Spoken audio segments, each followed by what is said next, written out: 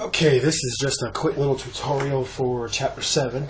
In case you're wondering where I got these numbers from, these numbers are actually taken from page 224 out of the textbook, number 1A. So this is where I got these numbers, and I just kind of blew it up a little bit so it makes it a little bit easier to see on the Tegrity site. But what you have here is just an example of your different menu items, and I'm just using A, B, C, and D, just like the textbook, and how many were sold for that period.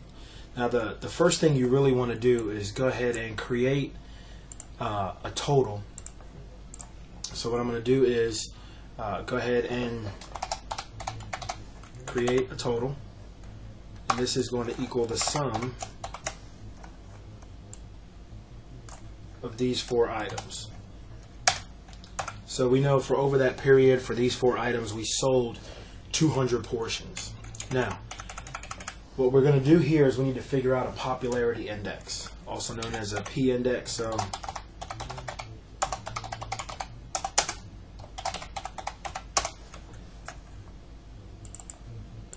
and what you would do for the popularity index is you take the number of portions sold for a particular item and divide it by the total. So one of the things I'm going to do is I'm going to take the number of portions sold, which is for item A, which is 60, and I'm going to divide that by the total.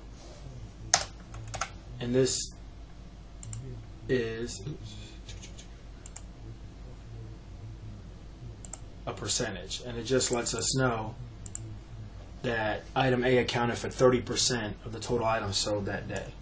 And I would do this for each of the different menu items that we dealt with that day. Actually, let me go ahead and do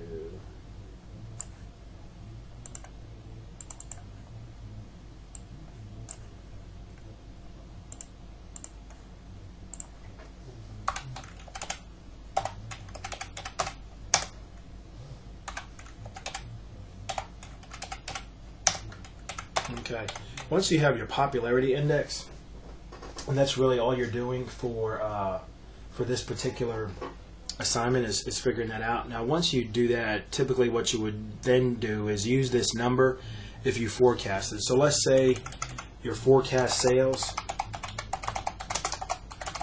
for the upcoming week is 725 items.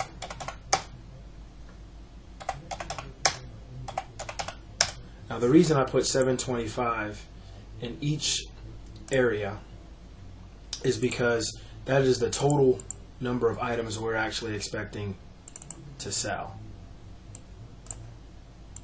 So for the upcoming week, we're expecting to sell 725 items.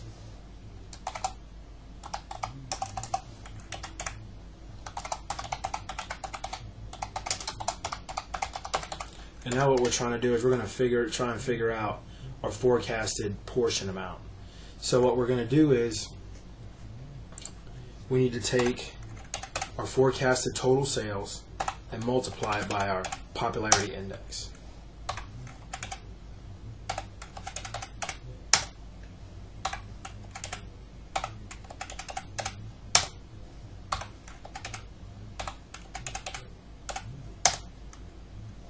Okay, and the way you would tell if this is correct is you would go ahead and sum your forecasted numbers, and it should equal at 725. Now, one of the things that is a problem is, you notice we can't deal with half portions.